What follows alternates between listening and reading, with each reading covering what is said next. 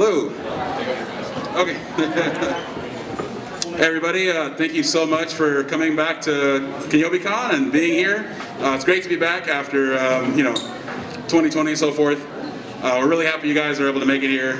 We hope everybody has a lot of fun. Welcome back.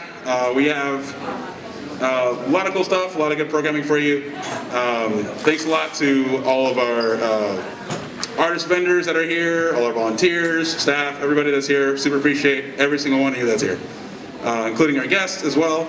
And we'll have a lot of great panels coming up for you. We'll also have the barbecue will be at 1 p.m. outside.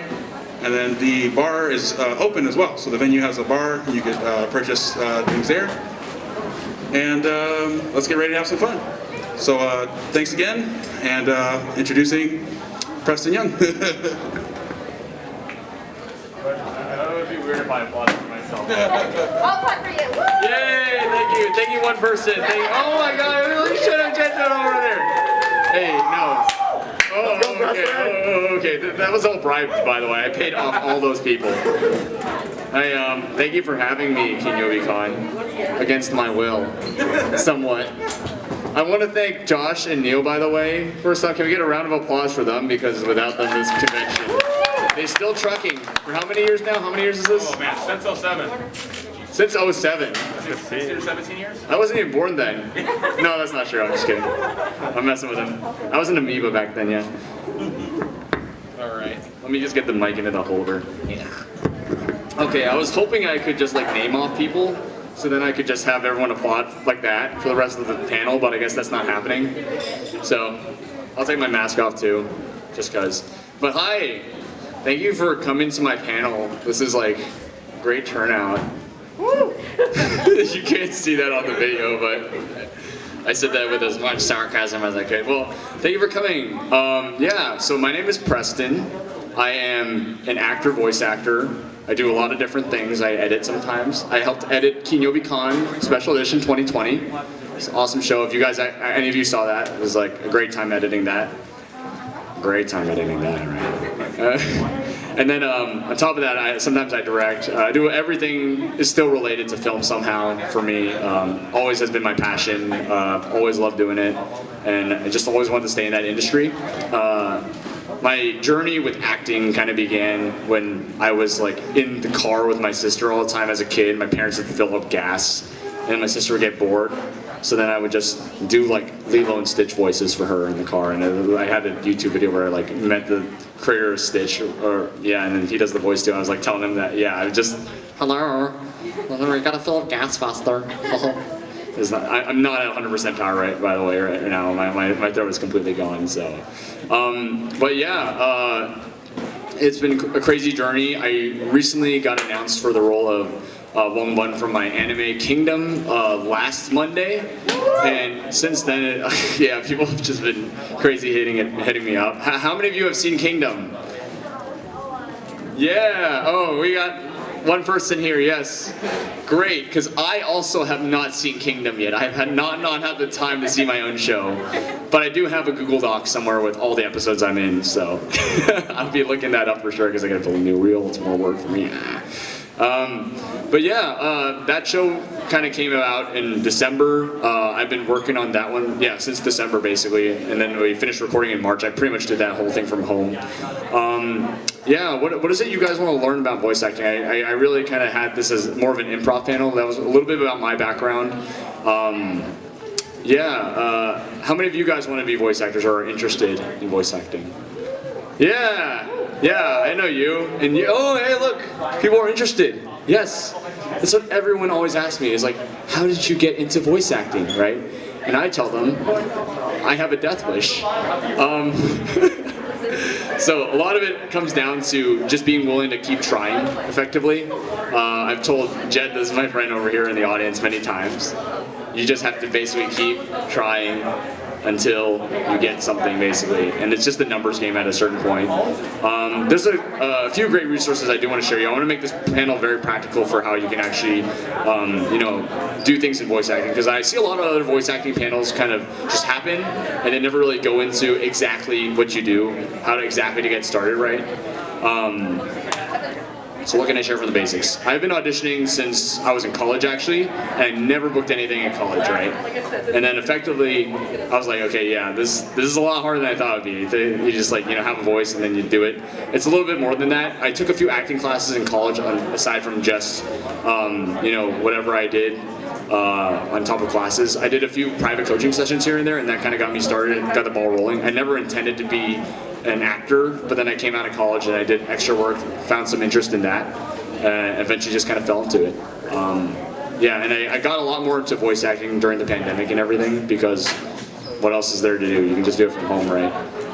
I had been doing like in-person acting. I'd been on some shows in Japan and stuff like that, and I did my feature film last year. But then, voice acting makes a lot more sense when you can just do a lot of the takes just from home. You can pretty much get your own setup and then you can just record stuff that way. So, but yeah. What else do you guys want to know? Do you have any questions? How do you practice? How do you practice? Jet, that's a great question. You practice by doing it. So there's a great resources that I do have to share, which Risa May, shout out to her, she runs that on Twitter, called VA Casting Call RT, and I've already shared that one with you, I do know. But there's a bunch of voiceover auditions that come out on that. It varies from anything from major projects to small indie ones, but it gives you a chance to basically just practice by sending out auditions and just doing the work that way. It really is a numbers game. When I say it's a numbers game, I really do mean that. I probably submitted hundreds of auditions. I don't keep track anymore. I know some actors compulsively keep track. But after a certain point, once you're comfortable, having done a few acting classes here and there, you basically just keep submitting auditions, and that is kind of the work at that point. Once you treat the auditions as the work, then you'll start to see results, because it just falls into place, hopefully, and then eventually you book your first gig and you're like, hey, maybe I can do this. So, one of the first things I actually got booked last year was for a bigger role that actually paid me a decent amount, was a podcast that I did, right? It was originally just an extra submission, right? But I worked pretty hard on that extra submission. It was like 3 different paragraphs. He just wanted people in the background to be on this podcast with Jeff Goldblum.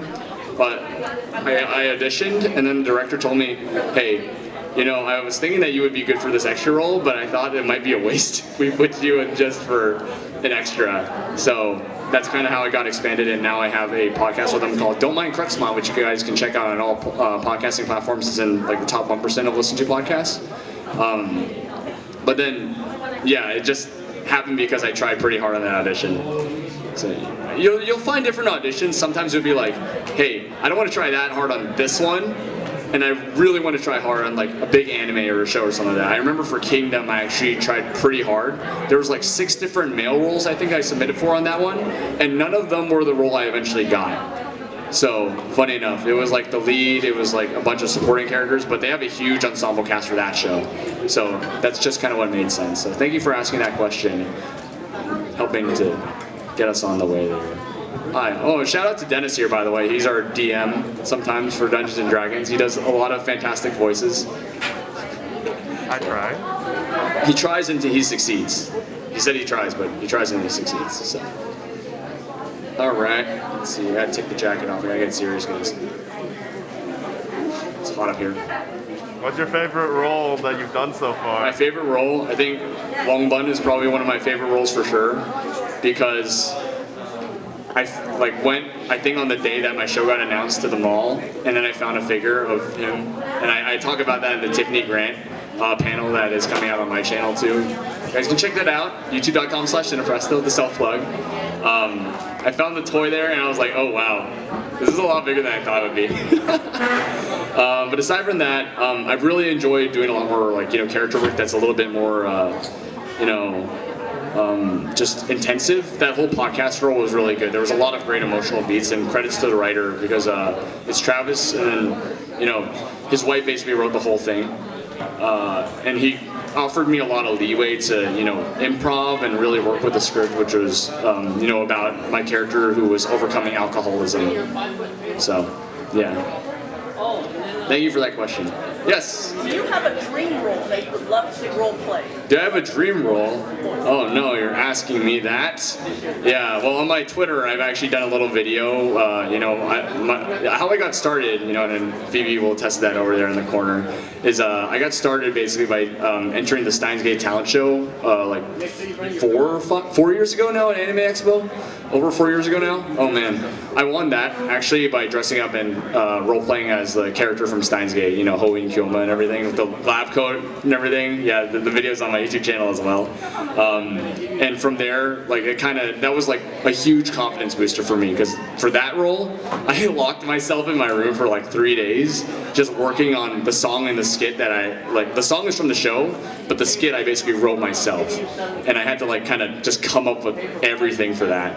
But it all paid off, it all worked out. I actually carried my giant keyboard into Anime Expo, which if you've ever been to Anime Expo, you know how hard it is to navigate on your own, and it's much harder when you're carrying like a 20-pound keyboard on your back. So I walked all the way in there, I brought it onto the little stage they had set up on the show floor and everything. I was like, I don't care, I just want to give it a shot. The producer of the series was there, I ended up winning that little contest and everything. And from there it was like, okay, yeah, wow, this is kind of working. You know, maybe I've been watching this character for so long, I've done just doing an impression of him, and they've announced like a live action version of that, so that's like kind of the dream role right now. It's in the crosshairs and everything. Aside from that though, I've had the opportunity to audition for a lot of pretty cool projects here and there. So I don't know, maybe I'll cut this out of the video, but I've auditioned for Zuko from Last Airbender for live action and everything. Yeah, that was last year sometime. They have a really cool one that I did a few months ago for Wolverine, which these are things I figure out, by the way, just from the character description, so go figure. I hope you get one of them. Oh yeah, thank you, I appreciate that. I did get Zuko, so that one's out, but you know, we still haven't heard back from Wolverine yet, so maybe we'll get it, bub. I don't know. That's not how it sounds. Thank you for that question, thank you. Give us an example. Give me an example of what? Your Steins Gate. Oh no. Yeah. Oh no. Do it. No, do it. I'll just do the laugh. It's early. I got one woo. Thank you. Oh man. When your voice isn't warmed up, it's really hard too. You know what's crazy? I was telling, who did I tell? I was doing like I did 3 auditions before I came here. So I'm pretty worn out. Yeah, it's not good. It's not good. Don't do that before you have to do a panel in the morning, so. Any other questions? Anything? What's the hardest thing in the industry to do? What's the hardest thing in the industry to do? I mean, I guess this will depend for some people, right? But it really is largely built off connections.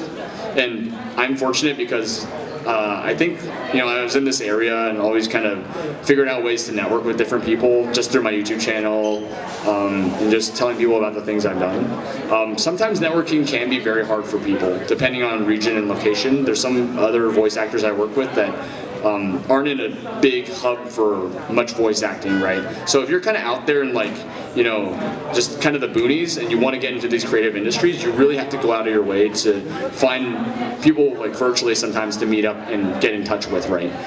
Also, very hard to find out how to get started for some people. So I do want to go into that. Thank you for segueing me into that topic perfectly, Jet. Appreciate that. What sort of equipment do you get, right? Like, people ask that one all the time. Sometimes the USB mic is just fine, right? But it's gonna have a floor, right? A lot of these people that record even indie projects do want like a mic like this. It's got the XLR cable, it goes into a mixer, it goes into an interface, can't go into a mixer, then goes into your computer, right? Yeah, when you're ready to take that jump, it'll cost a little bit more. I think like the AT2020 is a common recommendation, which, I mean, I showed you that one.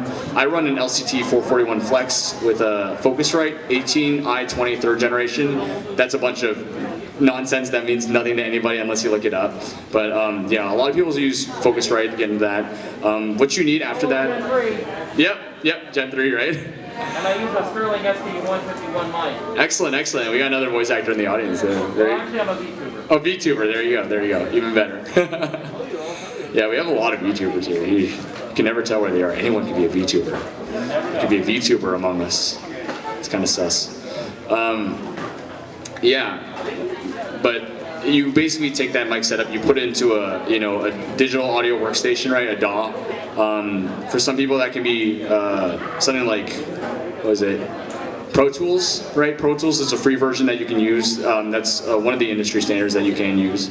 A lot of people won't tell you this, but I basically just use Audacity to submit auditions. It's easy. It's like light on the computer processor, right? I can have like 18 different tabs open on Audacity at the same time. So I get like that many done sometimes. Like I'll just like take a night. I'm gonna get all these auditions done, and I'll just like put them out. I do like 2 or 3 takes. That's about it. Sometimes I'll redo it if I feel like that was really bad, But I've gotten to a point where I feel comfortable enough now that like, oh, I can just do this in a few takes. It's not going to take too much effort, and then I just send it out, right? And after that, like I said, don't think about it. You submitted it. That's the work, right? I think the best thing about just doing a bunch of auditions en masse is that that's where you can start sourcing those pieces for your reel if you eventually want to make one, because you eventually do need a reel. That reel is going to be like your show reel. It shows you what voices you can do, what characters you can do, just a little bit of everything, about a minute to 2 minutes. Usually minute 30 is probably best. And then in my case, I'm going to definitely source a lot from auditions, even ones I didn't get, because there are some auditions that got callbacks, but I didn't get the role right. It didn't fit in with the rest of the cast. But if it caught attention of the casting director, that means it's probably good enough to a level that I can feel comfortable putting that into my reel. So, yeah, that probably is overall like a general way to get started. Sometimes that is that whole process of submitting and getting rejected over and over again is the hardest part. Hearing no a lot can be definitely hard. So one thing that I do encourage all actors that want to try this industry out is to feel very comfortable about yourself. Get to a point where you feel like, yeah, regardless of how many no's I receive, I'm very comfortable with the level of skill and talent that I have, and that I'm willing to submit more still even after all that, right? So I say, you gotta turn that no backwards and tell them it's on. I know, I saw Dennis cringe in the audience. All right, any other questions? How are we doing on time here? It's 11:20, we have 40 more minutes of this. Deer in headlights. Brendan's in pain over there. He's got to record for me. Any other questions? Do we want to do a thing where people come up and then voice act or something? I think that would be kind of cool. That might be cool. I didn't have any lines packed or anything like that. If not, we can just kind of cut this thing short. We can do whatever you guys want. You're a captive audience. You have to hear my voice over the loudspeaker regardless of whether or not you actually want to hear it. So I'm trying not to be... Do some of your characters. Oh, there's Squidward.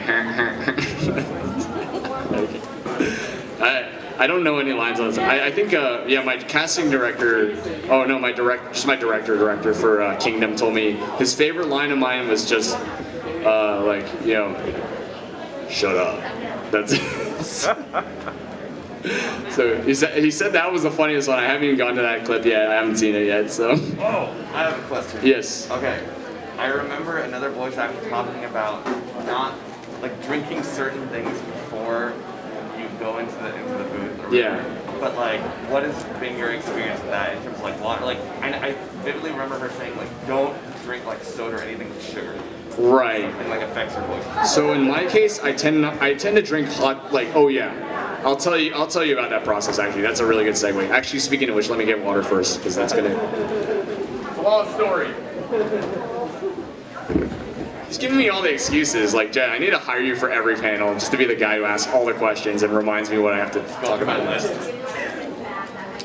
Let's go, make the money, Jet. I'll pay you. So the way it works is that, for me, that's not an issue anymore. I've heard in the past, people used to have to eat like a green apple, right? To get rid of all that, that sound, right? Nowadays, apparently, the audio engineer can take care of that. So it's a lot better. In my case, when I recorded for Kingdom, the way that we did sessions is we did standard 2-hour sessions, right? I would record all of it from home. So literally, I remember for my sessions, I did like 4 of them. I would like get up in the morning. When literally people tell you like you can do this job in your pajamas, I literally did that. I think I did that without a shirt too sometimes. But hey, it brings out the, you had to do a lot of screaming for that role and stuff like that. The way we did these sessions is that Just come over, you get on a Google Doc basically, an Excel sheet, and then that's where you read the lines off of. And then we do all the easy dialogue stuff first. All of it's recorded separately when you're a dub voice actor, right? Because you only have to, just fill in what's already there, right? We're not modifying the footage in any way, right? We're just dubbing over, and we have to make the mouth flaps match. So sometimes there is rewriting if it's not quite working for that scene, right? We'll rewrite it on the fly, pretty carefree and stuff, and then we're even offered opportunities to add suggestions and everything. And then by the end of the session, what we're doing is we're doing all the screams and fights at the end of it. So I am kind of looking forward to doing a scene with my character next season. Apparently my character has a huge fight, according to one of my friends. That's currently airing in Japan right now, by the way. Kingdom Season 4 is airing right now. It's apparently the top rated one for this current season, currently airing at least. Yeah, I'm kind of looking forward to it. I'm a little excited, but I really have to go up with the intensity, because they can definitely tell if you're half-assing a scream, basically. I think there was times where I was just trying to cop out for some of the walla in the background. He's like, hey, you need to give me more. I was like, oh no. By the end of it, you're gonna sound like I do currently, right? After a weekend of partying and screaming and stuff like that. So you gotta really take care of your voice. I plan on not talking for 3 days after this. I do have one more panel to host later, so I'm a little nervous. There's also other experiences too that I've had. So I've done a job for Disney Plus before, for a movie called Anita. It's pretty big in Hong Kong of all places. Anita is a movie about this Hong Kong singer, and then she's diagnosed with cancer and everything. She was a real person, Anita Mui. And then I got the chance to actually dub that. And that role meant a lot to me, so I was willing to go over to LA and then make sure that was done right. It's a Disney Plus show. What they do is they have a screen like this, the one behind me, right? And it goes karaoke style. So for some reason, Disney Plus specifically is very much, I've heard this from other voice actors, is they're very much in love with this style of voice acting. Is they don't give you the Excel spreadsheet. They literally will have the footage playing over it, and then they'll have it come karaoke style through the bottom of the screen. So you have to keep up really quickly with whatever the words are saying there, and you just have to, just keep up, basically. I was completely caught off guard when I did this session. No one told me that was how it was going to be done. And all my experiences as a person who does karaoke a lot and used to work in news really came in handy there, because I just had to follow along with it and improv on the spot. So that was definitely one of the weirder ones.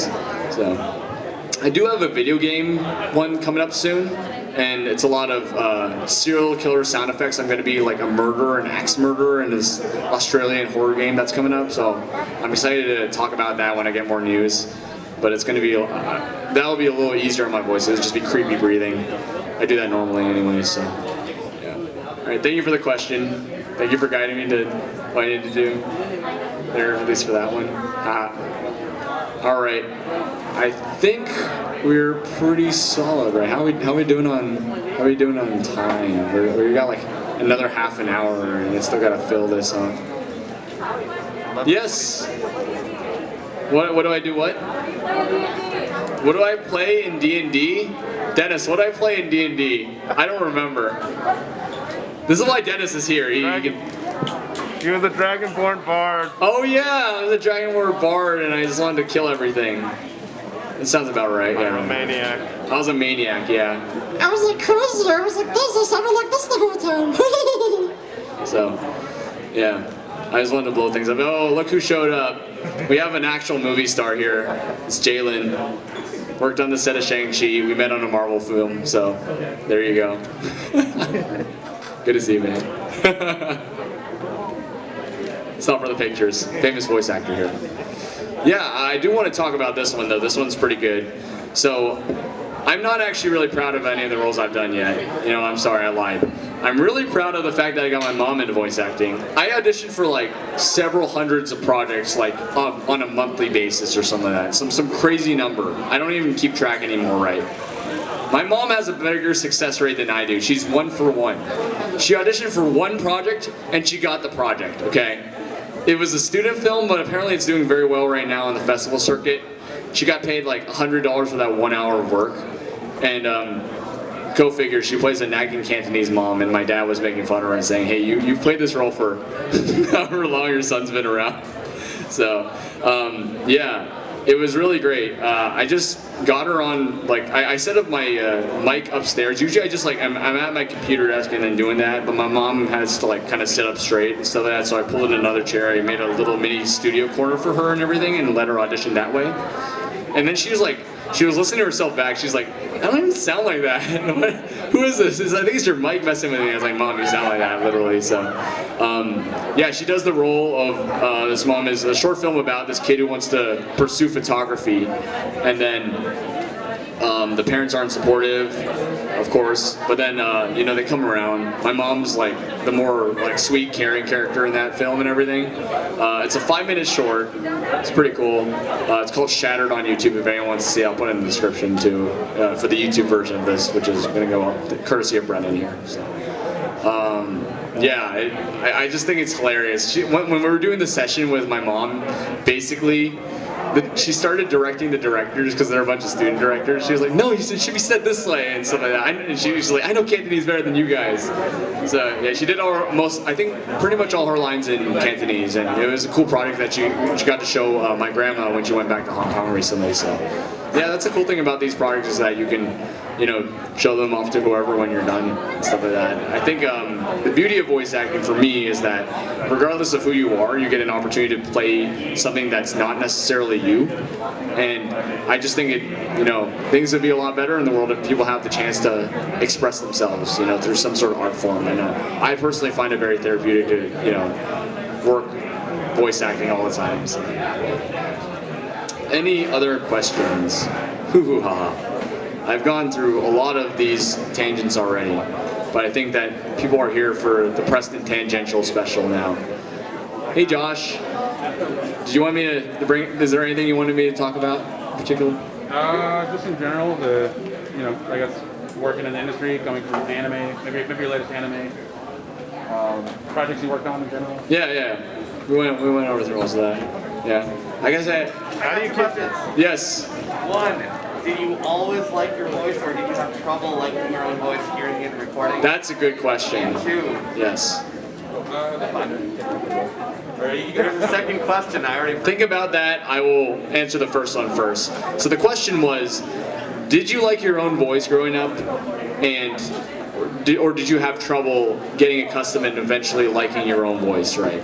I had another friend named Eddie who I've been kind of coaching on the side right now. And oh, by the way, that's an open invitation. If you want to talk about voice acting ever, you can just reach out and I'll be happy to talk about it. I think it's only fair that, like, you know, so many people help me for free that I give that back somehow and let people kind of work their way into the industry if they so wish it, right?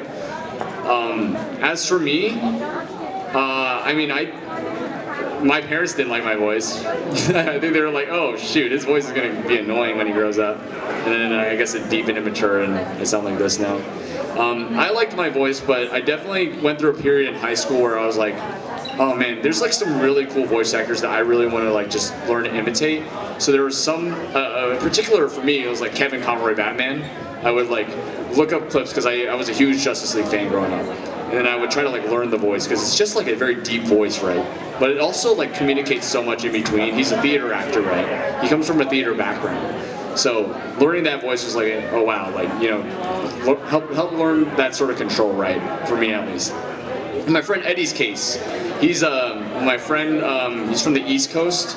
He's a black man who used to live in Asia, in like China and Japan and stuff like that. He was like in the military, and so he like said, "Oh no, I came back with like kind of an accent now," and people like made fun of me for like having a bit of a stutter now and stuff like that. And I told him like, well, the beauty of the voice acting is that becomes an asset now, right? Like people will come to you just for your unique voice. So if you feel unconfident about your voice, there's a certain period where you will start to realize that, yeah, how I sound is pretty unique, and that's actually what's gonna eventually get me jobs and stuff like that. So did you know that, was it James Earl Jones, a stutterer, right? Yeah, like Mufasa, Darth Vader, that guy, he's a stutterer. So is Sam Jackson, right? But then like, you know, the whole acting thing helped them get over it, and like, their voices are considered some of the most iconic voices just in media ever, right? It's like one of those things, you never know who's going to appreciate your voice, and I think it's certainly one of those things where, you know, 80-20 rule, most people will see the top 10% and the bottom 10% of how you are, right?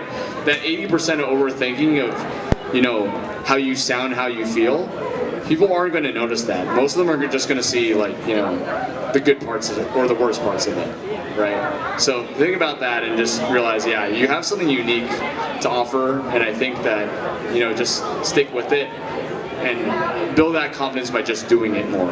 The more you do it, I keep saying, just the more you do it, you will get there eventually. But you do have to put in the work. You do have to set aside the time and just go for it. So, second question? Did you have a background voice related before voice acting? Yeah, so for me, in my case, the question was, did you have a background voice related before it? I've never, I did choir actually growing up since like elementary school. I stayed into it in middle school. I did some competitions and stuff like that. I do have a generally musical background. I started by, learning piano first. I picked up guitar in high school, middle high school, right? And then it was a lot of singing growing up, right? So for me, tonally, I have that history and background, which I feel like has helped me out with voice acting. And a lot of voice actors I do find come from a musical background. So if you have that musical skill, it does help. It's not absolutely necessary. Not all voice actors can sing or have to sing, but it does help. The funny thing is, in the industry, if you do a singing role for voice acting, you do get paid, I think, more because it counts as another character. So there's like a singing bonus, especially if you're in the union, right?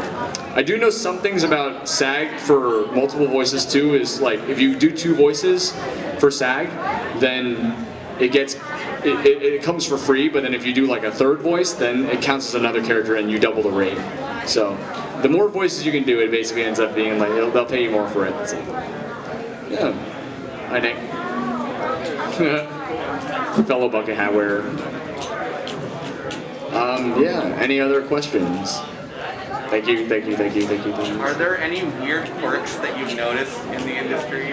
Or like weird things that you noticed that other actors do, or just things that normal people wouldn't know about, but you now know and you're just like, oh my god. Any weird quirks? I guess question. Maybe I'll clarify. Which aspect are you? I don't know. Like, do voice actors do any kind of like ritual before? You know how like runners will. Oh, you mean like warm up and stuff like that? Yeah. A lot of different voice actors will warm up in different ways. I have my rituals and stuff like that. Some people have like the whole like humming thing. They do the whole range and stuff like that. I'm kind of bad. I don't always do them. I just drink hot water and call it a day sometimes. So yeah. But in terms of weird quirks, I don't particularly know. I feel like everyone's got work. This does not answer the question, right? I mean, it's entirely normal. Oh, okay. Where do you want me to go with this? You can kind of direct me. Where do you want me to go with this? I mean, if there's nothing you've noticed, I guess there's nothing. Yeah, I guess maybe I haven't noticed enough. See, the problem with me is that I'm a pandemic-born voice actor, as in like I started doing a lot of this work during the pandemic. So I've only ever been in the studio like a handful of times for things, right? But for voice acting, I've only ever been in it once, which was for the Disney Plus show, which I was in LA for that. Every other time, I just do it from my bedroom, straight up, like from my home studio. So that's the cool thing too, is I'm telling people, you can just make the home setup, and then, you can go on your way. And that's everything I said too. I guess I'll add on top of that note from all that equipment I mentioned. You can do soundproofing material as well to help out. In my case, my walls are pretty good for soundproofing already, and if you have a cardioid, a really good cardioid, then you don't need anything else to cut out the sound. So that is very helpful in my case. It has allowed me to cheat in many situations. So yes. You need a pop filter. Are those necessary? Pop filter is necessary, I would say. Yeah, definitely have a pop filter up front. Also, make sure your mic is covered too, because if you want to make sure like the top of it's covered, dust can get inside the microphone over time. I do have like the wind filter on mine, so it was a little hard to get sound through sometimes, but I just keep it on. So it's like double filtered for mine, for at least my setup. Yeah. So welcome to those who just joined, by the way. This is the, my journey into voice acting. I'm not going to claim that I'm going to teach you how to become a voice actor tomorrow, but I'm just telling you a little bit about my experiences, how I got into it. Any questions over from that side of the room? Yes? Sorry, could you say that? Yeah. Well, back in our autograph. Oh, you'd like an autograph? Yeah, we can do that probably a little later. Yeah, if that's okay with you. I don't really have anything to sign, but yeah, honored. Thank you. Yeah. I know. He's like telling me. I'll give it if people ask. I'm not like I don't have anything. So, yes. Do you have any like voice acting inspiration? Like who, is there anybody that you look up to in the voice acting? Oh, voice actor inspirations. Definitely Mark Hamill. He's like from Oakland, like right around the corner from here. And then, but yeah, like transitioning from Luke Skywalker to doing voice acting and stuff like that. And I mean, he has a really great point too. I used to watch a lot of his videos explaining his process and stuff like that. And I really love that. There's a great video out there which you guys can look up to. It's about how Mark Hamill came up with the Joker voice, and it was like the inspiration mixed in with, I think like it was like an old 1930s movie. He like mixed in like several voices, and there's also like this thing which he does, which makes it he makes it sound different every time, is what he says. Like, you know, because that's kind of the Joker, anyways, right? So it's his bass voice, and then he mixes something different in every time. Yeah, definitely him. There's a lot of Japanese side ones. I won't get into all of those because that's a list. But obviously the guy who plays Steins Gate's role, Mamoru Miyano. How do you curb like nervousness? How do I curb nervousness? I just get up on stage and then do a panel on voice acting and then call it a day. Curb nervousness? You mean in the booth? Yeah. Stuff like that? Like in front, you work as a director, right? Yeah. Do you ever get more nervous now that you're in front of somebody who's like a professional in the industry and you're like, okay. Now it's real, you know? Oh, I see, okay. So the question was, do you get nervous in front of industry professionals and directors and stuff like that? And I think for me, it's really easy just to, because I've been in like the film world for so long, right? I've done like films on sets and like talked to every which star which way, right? You know, they're just people at the end of the day. I think you just start to realize, like, you know, everyone's a person. Most people just want to be listened to and be shown a decent amount of respect. Just going with that mindset, you're generally fine. For me, when I started doing Kingdom, that was like my first big job, right? And I was like, I think I over-prepared for that first day. I think I was like drinking water and stuff like that and making sure I like came in warmed up. And then what I ended up doing is just like, you know, they didn't even notice I was a newbie, really, frankly. They were just like, oh, hey, like, you know, he seems experienced, right? Just the way you carry yourself. I was confident enough because like that's the thing about this, like I told you earlier, is that you do the work beforehand, so then when you're taken into those moments and you got to be working, then you're confident enough to carry yourself. So that's pretty much it for that topic, I think. Yeah. What did I do? Yeah, Kingdom. I think I generally got more lazy as I went on. I'm not gonna lie. I was like, oh, okay, more screens again.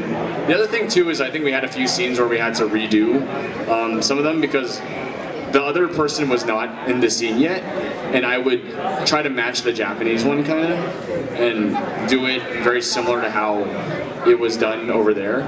And then later on, they got another performer to come in, and then suddenly my voice would not match their performance anymore. So then I would come back and then redo the lines that they matched to earlier, so I could match their lines a little better over time. So it's an iterative process. It's a whole teamwork thing. And then once you get into it, especially the thing is that the directors is that a lot of them have also been voice actors too, at least for voice acting. Unlike directing for like live action, right? Directors can sometimes just be directors for live action, but then in the case of a voice actor voice directing, they also, a lot of them tend to start from voice like acting first, and so they know exactly what you're going through. In my case for Kingdom, it was really great because I got to work with directors that have also been through it, and they know screams come at the end, and they give us like plenty of breaks in the middle of it just to like relax, take some time, you know. You have to recharge your voice, otherwise it's just gonna burn out really quickly. So. Yeah, hello to those who just joined over there. Any, yes. Any questions from over here first? Sorry, I want to get over here.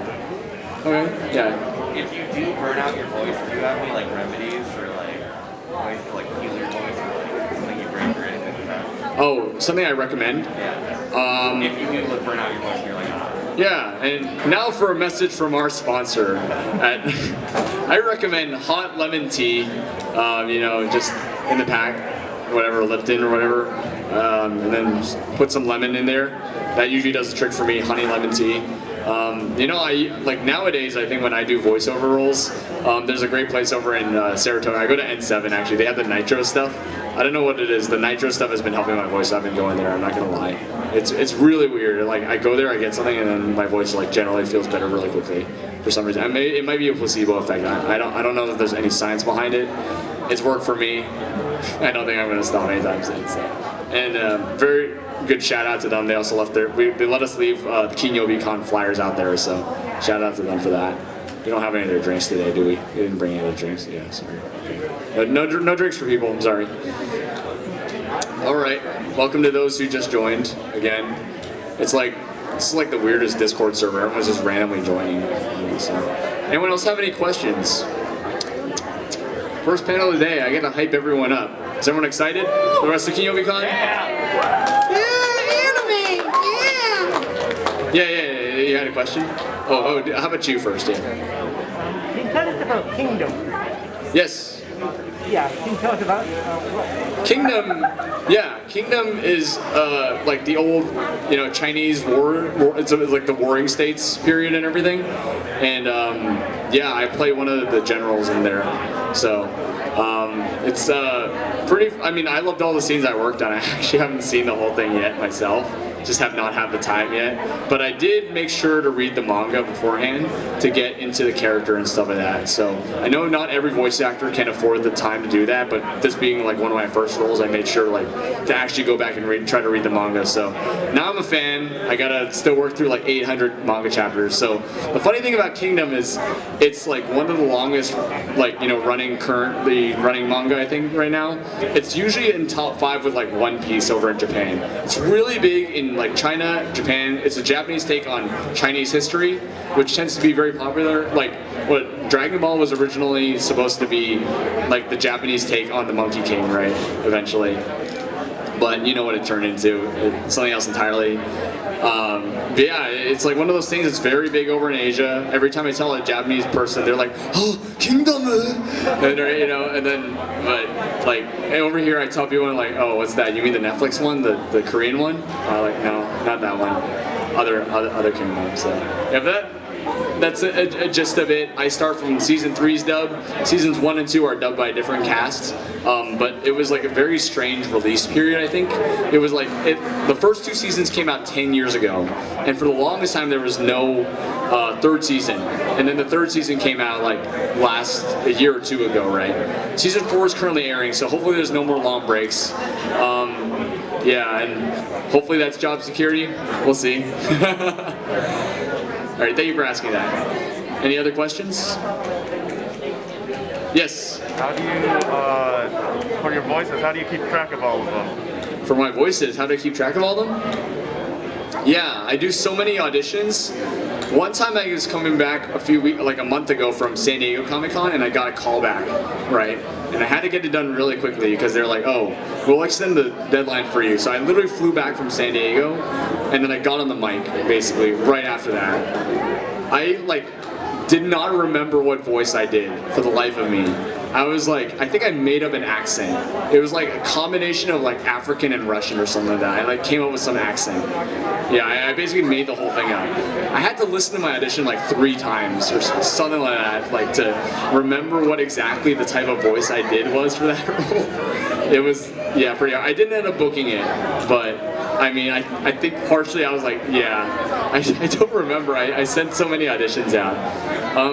But generally, I kind of keep a lot of the voices in my range. A lot of anime voice acting tends to be overplayed sometimes, so you just need to pick higher register or the lower register and then just kind of stay there. So one or the other. I do have to listen to my old auditions back if I get called back for something.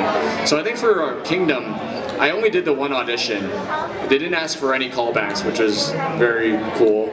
They just took it off that, and like I said, they cast me as an entirely different character. I think one of the characters I did from the audition sounded like the one I eventually got booked for. So, yeah. Thank you for asking that. Yes? Can you give a little sample A little sample of one of my voices. You're allowed to. Yeah, it's out already. Yeah, but if you know anything about Womban, in Japanese he's known as Ohon, but in the Japanese version he's voiced by the guy who plays Reiner from Attack on Titan. So I wanted to really match that, right? He's kind of down here the whole time. Yeah, he just sits over here. A lot of, yeah, so that was where like, oh, okay, studying Kevin Conroy really helped. Like learning how to sync your voice all the way down here, right? And just kind of live in that range. It really helped for that role, so, yeah. It depends. Like, for me, I'm okay. I have practiced this one quite a bit, so, yeah. For me, it was just really important to kind of match the Japanese as much as possible.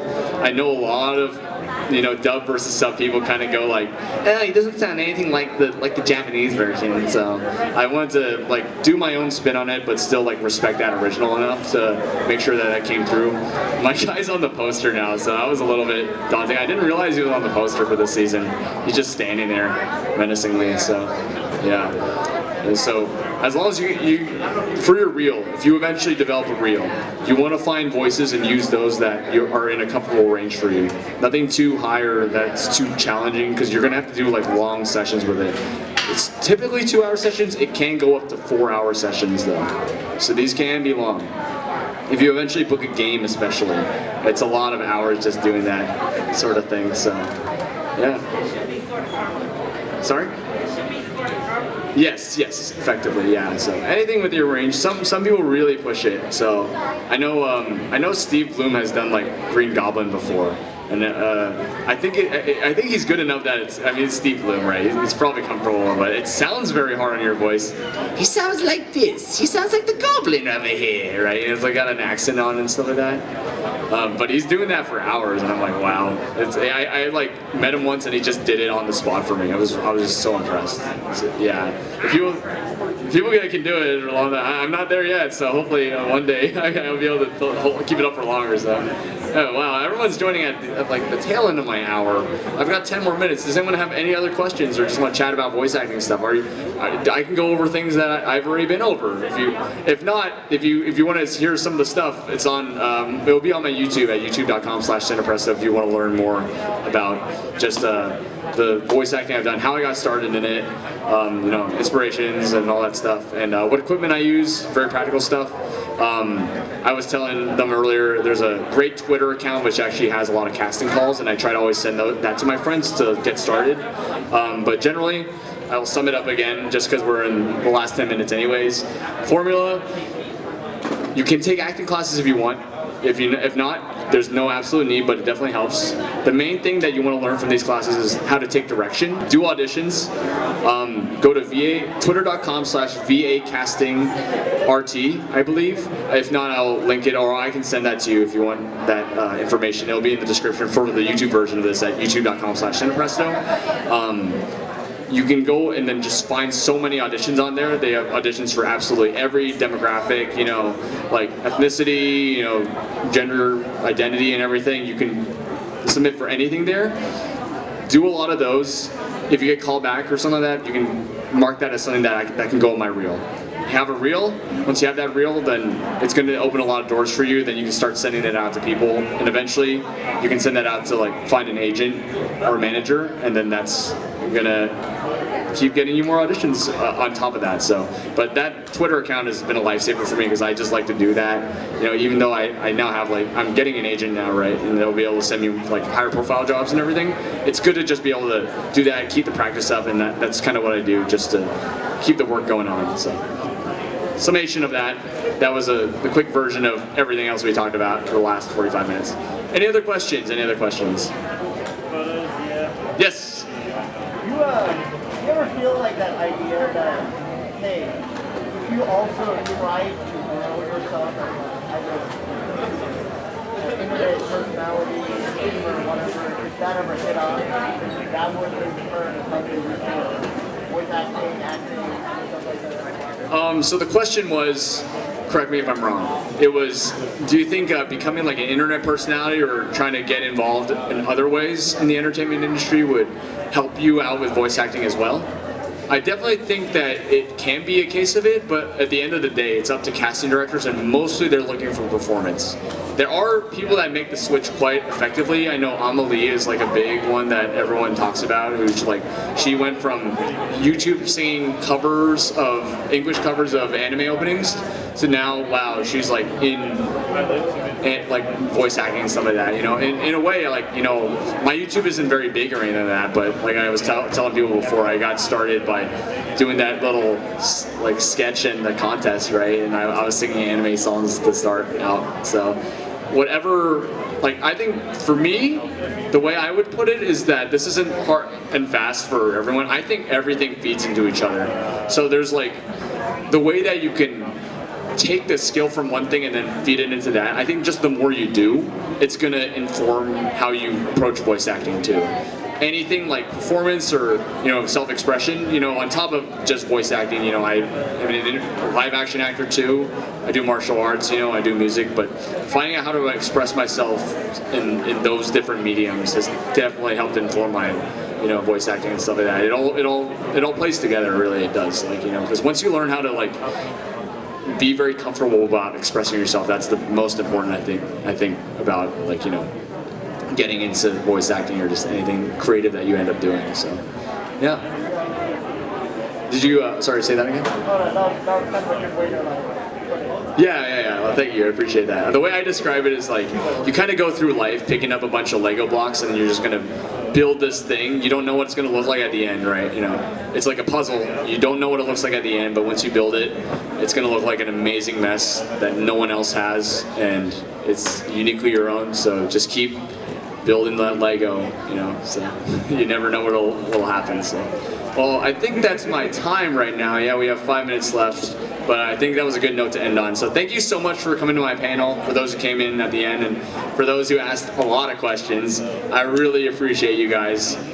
Go watch Kingdom Season 3 on Crunchyroll now, and please enjoy the rest of your Kinyoobi Con. This is the best convention in the Bay Area. Am I right? Yeah. Thank you all for coming. I'll see you for speed dating, where I'll blow my voice out even more.